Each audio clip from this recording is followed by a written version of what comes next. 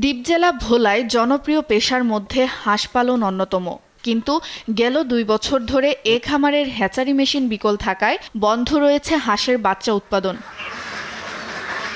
ভোলা সদরের বীরশ্রেষ্ঠ মোস্তফা কামাল বাসস্ট্যান্ড এলাকায় অবস্থিত প্রাণী সম্পদ মন্ত্রণালয়ের অধীনে পরিচালিত সরকারি আঞ্চলিক হাঁস প্রজনন খামারটি ২০১১ সালে যাত্রা শুরু করে। ৪,০০০ হাঁসের বাচ্চা ও ডিম উৎপাদনের ধারণ ক্ষমতার এই খামারে বর্তমানে ৫০০ হাঁস থাকলেও ডিম উৎপাদন করছে মাত্র ২০০টি। জীর্ণদশায় পড়ে রয়েছে ৬টি শেডের মধ্যে ৪টি। সচল থাকা ২টি শেডে হাঁস রাখা হলেও জরাজীর্ণ থাকায় মাঝে মধ্যেই ধসে পড়েছে পলেস্তারা। শুধু তাই নয়, ৪টি পদের বিপরীতে কর্মরত আছেন মাত্র ২ জন। ফলে রক্ষণাবেক্ষণের বিড়ম্বনায় কর্মচারীরা। শেড ভাঙ্গা খুবই, পর্দা কিনে আমরা কোনো রকম বেড়া দিয়ে হাঁস পালি, কারণ বেড়া নেট ভাঙ্গা, শেড ভাঙ্গা।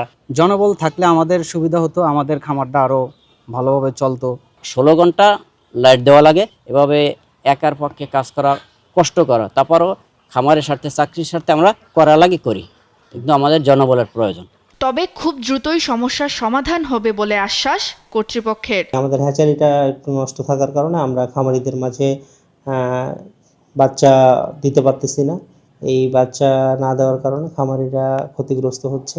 জনবল সংকট থেকে শুরু করে আমাদের মেশিন নষ্ট থাকার কারণে আমরা আমাদের স্বাভাবিক কার্যক্রমও খুব ভালো মতো চালাতে পারতেছি না। আমরা মোটামুটি চেষ্টা করতেছি, আমরা খুব তাড়াতাড়ি এই জিনিসগুলোর সমাধান করতে পারবো বলে আমরা আশা করতেছি।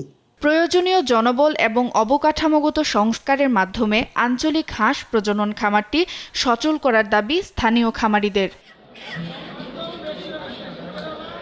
সুপ্রিয়া তৃষা, নিউজ ডেস্ক, দেশ টিভি।